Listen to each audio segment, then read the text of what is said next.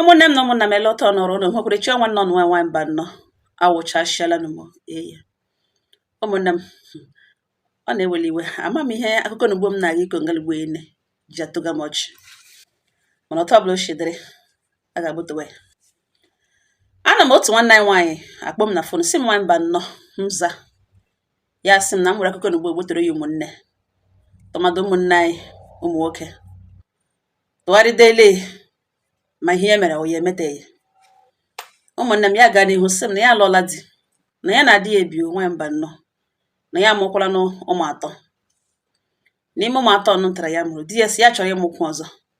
ya gwa di ya sị ịmụ nwa na-adịrị ya izi na ọ na-awụ ya mụọ nwa a lot of complications aga na-aghọ ndụ ya aghọ, na ya ebido ebe ya amụtala ụmụ nwoke abụọ otu nwaanyị na o zuola. Di ya sịcha na ya chọrọ ịmụ ụmụ isii na ọnwụ na ọ ga-amụrụ ya ụmụ isii na ka ya lụta nwaanyị ọzọ lụọ nwaanyị ka abụọ. Ya gwa di ya sị mba na ya achọghị ka ọ lụkwu ya nwaanyị na ọ bụrụ na atọ na ya nwere ya ga-ezuru ya na o divorce ya ga-alụzie ka ihe nne ga-amụrụ ya ole ọ chọrọ, na ya achọghị gbanụ gbanụ nọ na polygamy. Ya chọọ ya anyụ ahụ nwunye di ya so ahụrụ ugbo ya nyụrụ na eji post were ya isi na aja, na ya achọ okoshikoshi na-eso polygamy na ọ bụrụ na atọ na ya mụrụ ga-ezuru ya na o divorce ya peacefully ga lụrụ onye ka ahụ ga-amụrụ ya ole ahụ ọ chọrọ. Di ya jụọ ya sọkwa na divorce ya what of ụmụ atọ ya ga-akpụrụ ha ka ọ ga-awụsawara ya ụmụ. Ya gwa di ya si na ya nwe onye na ya na-adọ paternity of their children na mmadụ na mmụọ nọ ya mụrụ ụmụaka. It doesn't really matter onye ha na ya na ụmụaka ahụ nụrụ na mgbe ọbụla ọ chọrọ ịbịa leta ụmụ ya na ọ dị free ịbịa, na ya na ụmụ ya nụrụ mgbe ọbụla ya chọkwara ịbịa leta ha ya ga-abịa leta ha. Di ya gwawa ya sị na ya ahụ na ọ chọrọ ịgba n'ezi na ọ chọbụ ọ dị mbụ chọ ka ya divorce ya ka ọ wụsawara ụmụaka ya na-elekọtazi ụmụaka ya nwa nwaanyị bịazi letazie ha mgbe o jiri sọ ya. Ya gwawa di ya sị na ọkwa ya gwara ya dat na onye ọbụla chọrọ ikpere ụmụaka ga na ha ga na-ekpe ha by turn, na ọ bụrụ na ya kwụ na ụmụaka nọ ọchọ ịbịa leta ha na ọ dị welcome to come and see them, na ya na ụmụaka nọrọkwa na ya chi ịbịa leta ya ga-abịa leta ụmụ ya, na ya chọọ ka divorce ha bụrụ nke na-atawashi isi, na ya chọrọ ka ihe divorce ha tụkwa ka ọnụ lee ụmụ ha. Otu ọ nọkwa na gị ịlụta nwaanyị ọzọ ga-amụrụ ya Queen Sheba mụọrọ ya David n'ọnụ oyiri Adeleke, na mgbe ọ gwara gị ile ụmụ ka ahụ na ọ ga-awụsawara ya ụmụ ya ka ọ kpụrụ ha gakwuru ka ahụ na keeki ya na-agaghị eme accept, na ya nwaghị na ụmụ ya ga-anọrọ na ọ chọzi ịbịa leta ha ọ bịa leta ha, ọ chọbụrụ ya eleta nwunye na ụmụ nwoke ọ mụrụ ma ya na ya nwe ya ga-anọ na marriage ọ lụkwu ya nwaanyị. Di ya sị nsogbu ana na ya laikiri ihe o kwuru na ihe o kwuru na ọ ihe kọgabụ ya already na ọ ihe ya chọrọ. Nwaanyị mba nnọọ nza di ya ebidozie inye ya nsogbu,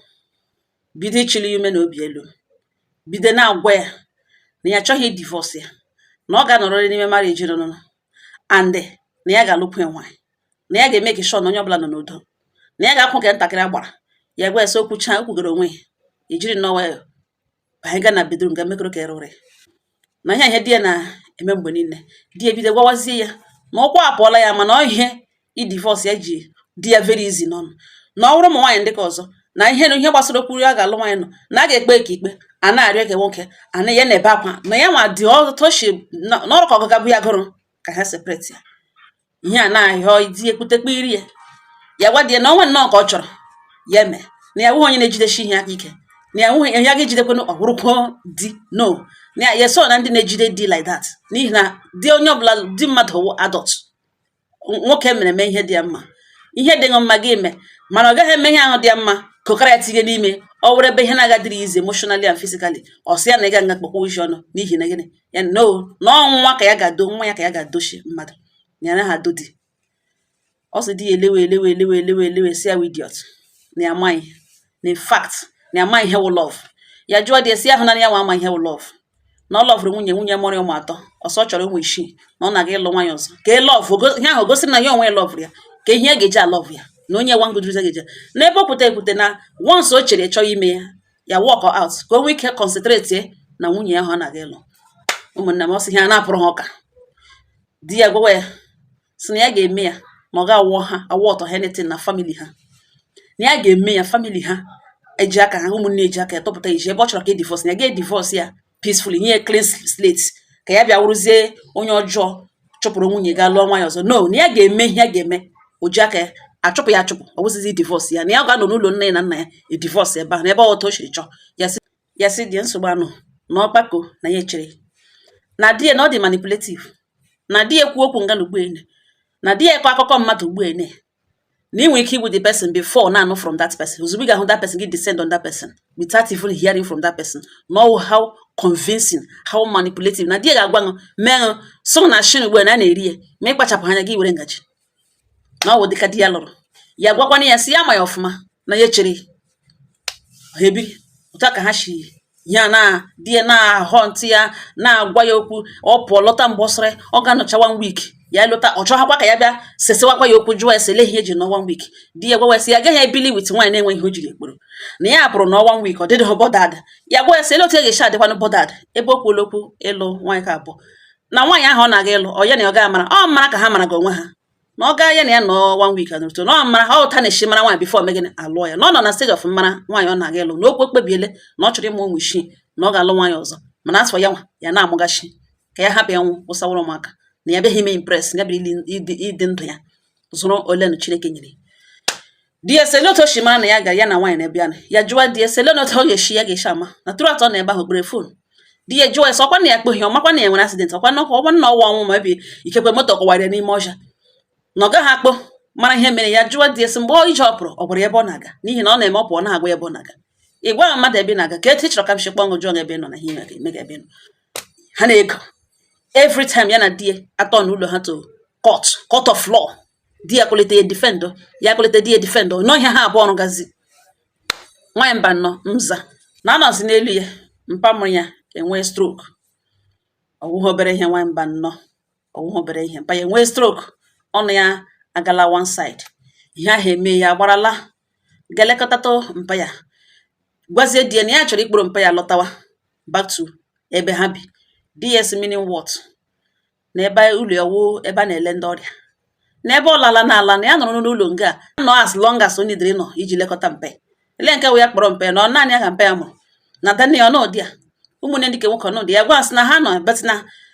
ya na mpa ya nwere special ịhụnanya na mpa ya hụrụ ya na nso ha kwara mpa ya n'anya too much na ya chọrọ iji aka elekọta ya. Di ya sọ kogoro ihe ọ na-akọ na ọ bụ ori ọnụ ihe ya lụ ya bịara lụrụ nwa ya bịa lụrụ ya so that ụlọ ga-emecha ahụ wuo hospital ebe a na-akpọta ndị ọrịa na ọ gịnị ka ọ na-akọ ya gbanyụọ fon. Nwaanyị mba na ụlọ ahụ ya nọrọ 1 month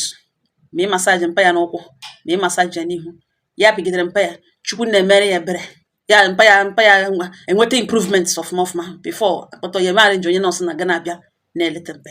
ya lụghachita na nwaanyị mba nọ onye ka ya na di ya nọ everyday ka ya lọtaziri ihe di ya na-arụziwo ya sịdọ ngịrị ka mpa ya jiri daa stroke. Ya sịdọ mpa ya nọ ngịrị mere o jiri daa stroke. Ya jụọ ya sa na-eme stroke ana before ya mee mmadụ na gwa relatives ha lekwe ihe eji akọ nna ọnụ stroke olekwe ihe nna ọnụ gị ji ada leotu ka jọjọ na-ajị ya na onye na-eji anyị ọrịa ọ na-akwa ekwe ihe awụ ihe jos bịa mpa ya ọ na-asị ya gịnị ma na-ama ya na ka ọwụ esendịrị ha eme ka the stroke sendịrị ha notice before bịa dakọ mpa ha. Di ya gwa ya sị na ya elechakwa ọfụma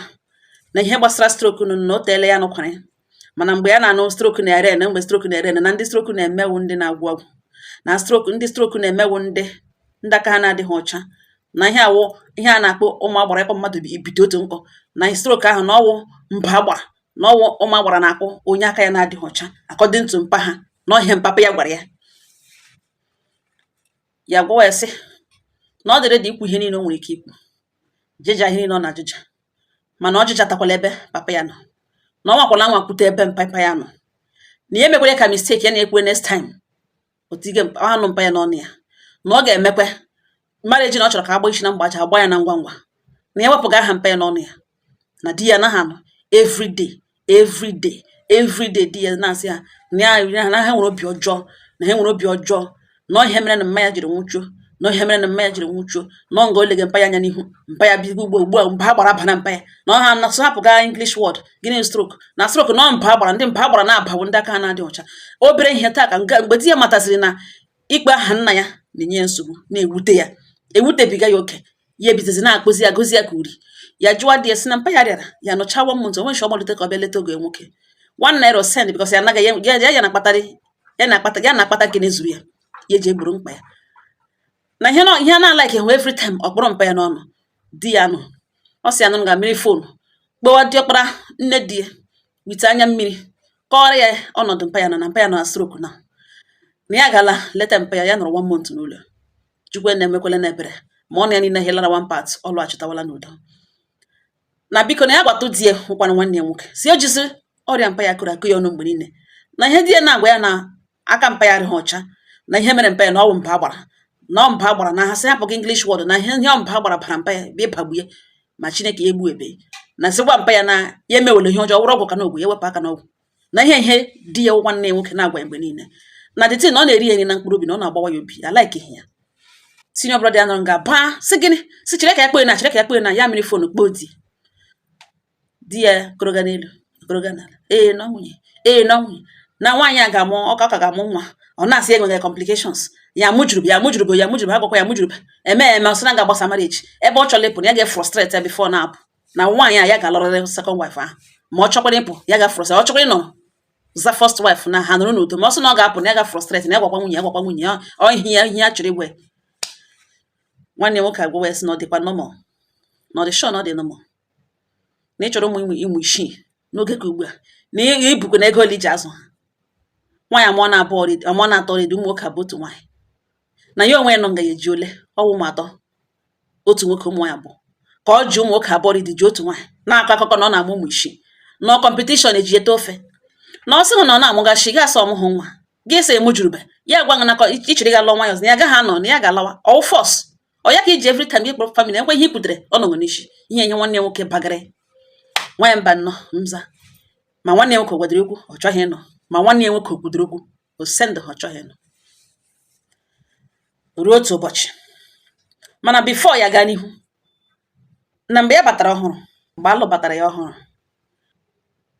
na enwere one woman na that family gbapute n'ime ọkwa nwa agba nta the woman ji afọ 4 to ya na marriage the woman agbapute n'ime na-achọ iji emere onye ọrụ na mma n'ime that compound n'ihi na compound dị eburu ibu dị. This woman akọrọla ya a lot of things na ọkọọla akụkọ too much na otu o si akọrọ ya akụkọ na otu o si dị ya free na ngwa ụfọdụ akụkọ na-akọ mere ya họtọ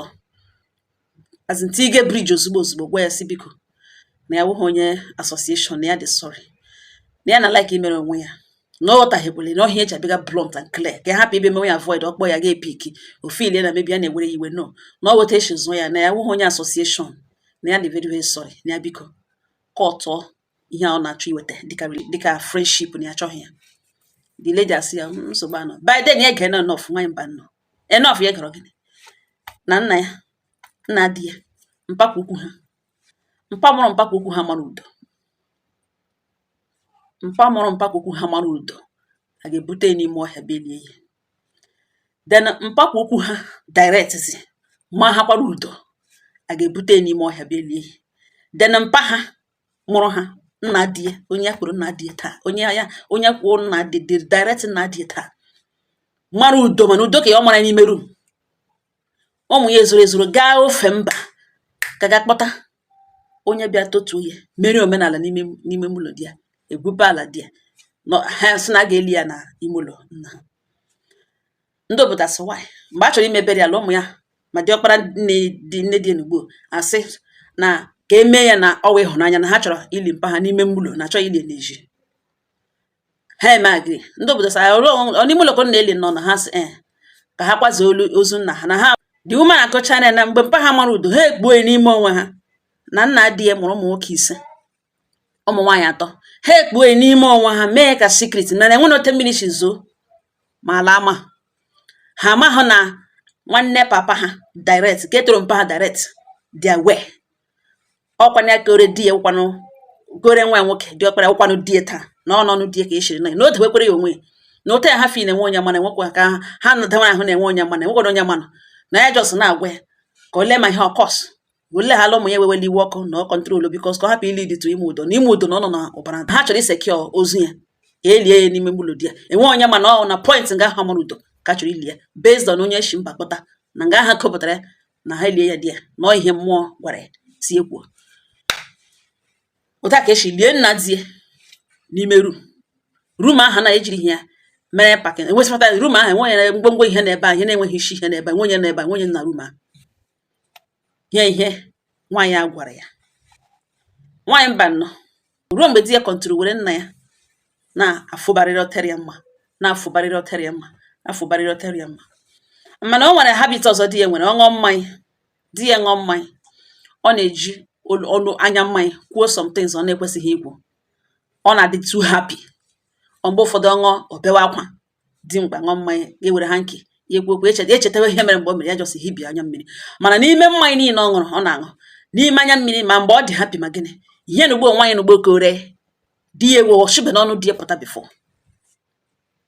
nwaanyị mba nnọọ ihe a na-awụ ihe lidiri tu ihe kpatara na eji akpọga m ugbu akpọgara m ihe na onye ka ya na di ya nọ nwanne nwoke awụ ọnọ ya kpoo ada ndị di ya onye ọbụla kpocha ya na fon si ha na-agwa nwunye ya dị mma ele otu o si akwa onye na-eji ahụ emo di ya nọ ya na-ekwu otu kwu abụọ ọgwa ya na mba gbara bara na ya ga-abagbu ya o ruo otu ụbọchị nwanne di ya ke nta ke lasbon na nwoke bịakwutere ha bịara ọ bịara onwe ihe ọ bịara masị ka ọ bịarute n'ụlọ ha dị rute ọnọdụbedo nwa na awa di ya kpara ya bido gwaba ihe n'ọgwe na ya widiot na ụgwọ apụọla ya ma na ya achọba na ịpụ na ya kwana eme ya allow nye peaceful divorce n'ebe na ọchọ ka nwaanyị bee bata na ha dị very wicked n'ụlọ ha na ihe mba gbara jiri chi ịbagbu mpa ya na ọ chebiri ya next time mba gbara ga-abịakwa ege na gba mpa ya agaghị survive that one mgbe a ka ejiri gwazie di na mba gbara na-abakwanụ di nna ya labụrụ na agbara ahụ nụnụ ajụghị ogo na agbara ahụ wajụ agbara ọhịa o ji ọwa ọkụga na ọ were ezigbo agbara bịara ba nna ya based on ihe nna ya metere na nna ya agaghị ala na papa ya na ọ katọ mpakwukwu ya mpakwukwu mụrụ mpakwukwu nwoke mụrụ mpakwukwu ya mma at least onye ga-amara udo n'ime ọcha ebulata ozi mpakwukwu ya dara mụ udo n'ime ọcha ebulata ozi mpa mụrụ ya mma ka n'ime mgbulo elie ebe ọ mara udo na ọ gaghị eji ya tera mpa ya ọsọ ahụ anwụọ di ya emepecha anya sọsọ gịnị na nwaanyị mba nnọọ nwanne di ya na ntị ebilite mepecha mkpụrụ anya lee nwanne ya nwoke lee ya nwa ọsị di ya ebilite mepechikwa mkpụrụ anya ke yes na onweghị monopoly for iko ọnụ na ọwụ naanị ya ka ọnụ rere ure ọwụ naanị ya ma ihe a na-akọ mmadụ ebe ọsọ ọrịa mpa ya rịaga na mpa ya agaghị ekuru ume ṅụrụ mmiri tọsị iko na ebe ọrịa mpa ebe mmụọ ya na ebe ọ tọrọ ya ụtọ n'ọnụ esi na mpa gbara bara mpa ya ga-abịa ịba ya ọzọ this time around na mpa ya agaghị ala ya ka ya gwara ya ote mpa ka eshiri nwụ gwakwana ya na mpa ya aka mpa ya mma by far na every time mpa gbara na mpa gbara bara ba mpa ya na ya ọ nọ n'ihe ekwuru ka ya gwecha ihe ekwuru na papa ya aka mpa ya mma from mpa mụrụ mpakwukwu ha ruo na mpakwukwu ha ruo na nna ka ha direct nọ mpa ya ha ọsọ mpa gbara baga mgbe niile na mpa gbara bagburu na ya ka ha mpa ha mma na-enweghị history of ime udo n'ụlọ ha na mpa gwụrụ mpakwukwu ya mara udo n'ime ọhịa mpakwukwu ya ma udo n'ime ahịa mpa ka ya nwa n'ime mụlọ ha elie ebe ọ mara udo na every time ebe na onwe ha respect for nna ka ya gwazie na ya onwe enwebe ya ochiri karịa mma na ya gbara nkịtị ha wụpụta na enweghị ihe ya ma ya ga-akụ ya nwanne di ya nọ ntara bịara nọ anọrọ nga gbaka kpara fon ya nwaanyị mba nnọọ tii fonu na ntị mere kọl pụwa di ya jụọ esi na ọ onye kọrọ ihe ugbo kwuru ebe a na which woman na that compound kọrọ ihe ugbo kwuru ebe na ele ebe ọ gara gị gashiri gete ihe ugbo na ihe ahụ otuge na o mere ne ya na datin na otuge ihe ahụ ọ chọga na o mere ne ya ewu na o fili na abịa ikogbe na o lekwa ụla na marriage ahụ ọ na-ekwu nkọwashi na ọ dịla o ruole mgbe a ga-akọwashi ya tọpụrụ ya ọnụ ya nwa ọchụ banye n'ime mụlọ o rutehụ 20 minutes nwanne di ekedi ọkpara kpee na fon si na enwere ihe nwanne ya nwoke kpụrụ ugbu a gwaga ya na ihe ahụ ihe o kwuru yes na ọhịa kwuru ọ jụwa esi na onye gwara ya datin ya gwa ya si na onye gwara ya nọ amata na ya jọs were shọt ọ dị ya o kwure n'ere na ọwụ naanị ya nwere ọnụ ọka before mana tanne ya kpọ ya na ya lọta na ya gwala di ya lọta ka a mara esemokwu ya na-enese ọnụ ka a marakwa n'ebe mmiri shi abaga n'opi ụgbọ ọgara na ị na-edere jụ ya a lot of questions jụọkwana di ya a lot of questions ọ sị di ya nọrọ nga after 2 weeks etiri the meeting di ejikere lowa gwawa ha datina yes ya na nwaanyị n'ụwa jụọ mmadụ nwaanyị na-ekwe ka nwaanyị ọzọ bata this and that ị chọghị ịmụrụ ya chọghị ịmụrụ ihe ya chọrọ ọ chọkwana ka onye ọzọ mụtọpụrụ ya ọ na-ezuzu ọ na-egiri di ya anọrọ nga alọta family meeting ihe niile nne ha mụrụ arụ 8 onye ka alọtara ha akpọ ya si ya na enwe ihe ọkọrọ di ya na ele otu ochie nọ na mpa ha mụrụ ha mara udo n'ime mụlọ na onye gwara ya ụdịka onye tụgara ya ụdịka ashị ka na ha sị ka ha ele ya anya jụọ n'ihi na okwu dawa mgbe ụfọdụ enwere ọ dị mma ka jụrụ ajụrụ na mpakwa ukwu ha yes na o nwere that history mpa mụrụ mpakwa ukwu ha nwere that history but na ke papa ha nwụrụ honorable death na ọwa onye tụgara ya ụdịka ashị onye kọgara ihe a chọ ka e were mere okwu na ọwa onye gwara ya destin ọ sị ya nọrọ nga gwa na onye gwara ya na ọ dị ha sị hele na-elekọrịta onwe ha di ya sị ya yes mgbe ya na-abọgara Ikeja na nke nwaanyị Ghana ịga rie nri ndị Ghana ha ericha ya ṅụọ ha alcohol ndị Ghana ke nwaanyị na-eji kọpụ ikuru ọ sị ya na ọṅụ ihe ugbu a na isi kwuo ya egbe ya gwawa ya sọ ọkwa ma na ọ ga-anya moto ma ọ ṅụcha destin na ọ ṅụkwala ihe a kama ya gbara ya alaruo ọnọ ya ṅụrọtụ dị woman agbakwara ya na roba ha jirila ha eriwekwe nricha na ihe ọ gwara mgbe asef ha ka lụchara ọhụrụ ha nụrụbedo 6 months na marriage na mgbe ha ka lụchara ọhụrụ ọ mgbe ọ gwara destin ọ gbara that one ọ ga-ebu ala ka ahụ ọ ṅụziri na-emezie ya na-egwu ya na-achị ya na-elekwe fọkọs na merod ọ nyataghị ọfụma mana ihe megezie ọ kọgazi akụkọ too much okwu ya chi that time ka ọ gwaziri ya na mpa ya dị stupid na ọnga obi na-agbawa mpa ya na mpa ya nwere iwe ọkụ na mpa ya na obi gbawara ya too much na tangod eyite hụ mpa ya tangod na diọkpara eyite hụ mpa ya na another person ga-ama udo na ọnwa diọkpara nne na that boy nwa diọkpara nwanne di ya jụọ so nwa ka ya ka ọ so yitere nna ga-amakwa udo ya si yes lekwe na ha lekwe joy na the boy na ọ na-ewe iwe ọkụ na nwamba nnọ ya tọọ nọ dị tebụl pụkọcha ihe niile gbaa jụ boy dị n'isi di ya sọ nwere mgbe ekwurute ya gwawa ha sị na ọ ya gwara ya na enweghị onye ọzọ gwara ya ha ma ya gasị onye na-enweghị enyi na ya na-abụ bitanship na anaghachi igburu na enweghị onye nọ na kọmpand ha hụrụ ya na ya bụ ka a na-akpaga nkata na besides na ihe according to di na ihe mere n'ime onwe ha naanị ha nwa dị aware of it na enweghị onye ma tempa ha shiri na every time ọ ma na otu aka mpa ya shiri mgbe niile ọ sị na mpa ya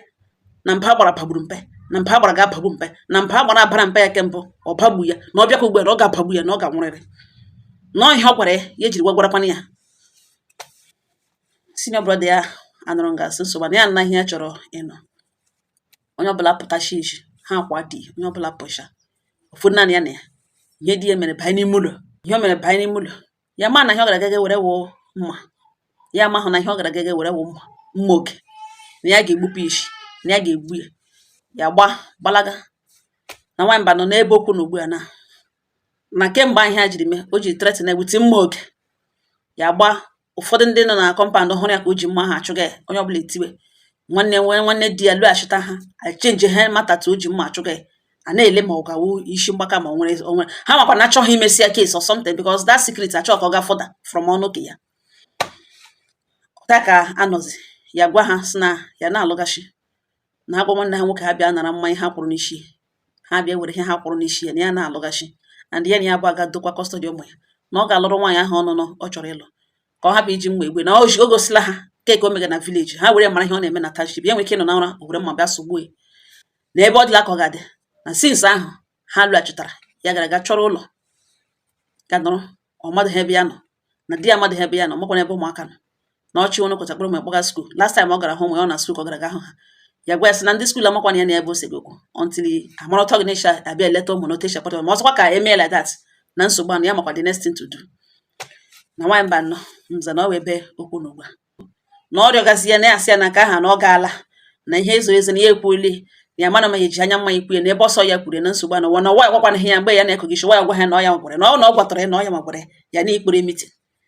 nwanne nwoke ya nekwana ime ala ka o mewe ha invite ka alụtawa tiwe ọnya gị imewekwu aha ya pụtawa ite ahụ oshipụta na ọwa ya ọgwaghị ya jụọ ya sị na nke mpa ya ọ na-agwa ya mgbe niile na mba agbara abagbuge mpe na ọwa agbara ahụ gara bịa agwaga ya na ọha mabaga mpa ha na ya biko kochi ga ya na-alụgachi ọ na-agwazi ya na ya amụcha na atọ ahụ ezuole na ya lụwa na ihe na jinja ka eji ejiri ya chọpụta na ya gwa ya ihe ndị ahụ na ọ na-ewe iwe ya makwana ihe kpatara ya na-eji ekwu ivu ndị ya achọkwa ịlụ nwaanyị abụọ na ya biko na ya gbaghara ka senior brother akpa ole na-ajụ otu ya na ụmụaka mere ajụ ya sị ele ihe o chọrọ na marriage ihe ọ bụla ọ chọrọ na this marriage ya na di ya na ọ ga-enweta ọ chọọ ịnọ na ọ ga-anọ n'udo na ọ dị welcome na ọ chọkwana na ọ na-alụzi na no problem na onwe onye ga-afọsị ya na ya kpebie ihe ọ chọrọ ka amara ebe akwụ na nwamba nọ na mbịa gbotorodoro n'chudelu unu na ọ ya gaghachi ote senior brother eshikwugo ihe na ote di eshikwu ya na agbagazi ya na ya ma ya laghachi ka ugbo ha egbuo ya to cover the secret ka ọ ya gbabekwụwakwa ụmụnne m ụta ka o shi gbotoro m ya m shigoro taa sị ka mgbe gbotoro ya ọnụ ama m ihe m ga-ekwu ugbu a na ụnụ asị na nwamba nnọọ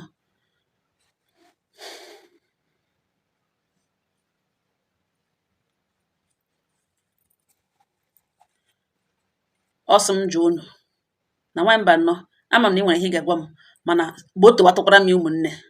ka m gụọ lee number of people gasị nọrọ na ndị gasị anọ ka ya mara na ụjọ dị ya na ihe dị ya ji ọbịa too close reze dị mana ọ na ọgwụ ihe kpogburu ya da na ọ na-egbu ya mma na ya amaghị ihe ọ ga-eme ma ọ na nna ya nọrọ na siti bi n'ike na ọgwụla na oke kochikochi and nwanne di ya mana ọ dị dangerous ya amaghị how dangerous ọ dị n'ihi na ha niile na-atụ ya ụjọ ha na-eze ya eze n'ivu ndị ya ihe ya dapụtara na di ya bagashi di ya ọma ọsọ ọmaghọta nwanne nwoke chikwado na otu ọbụla o chikwado na ihe a umere ji nwanne jide ya na ya abụọ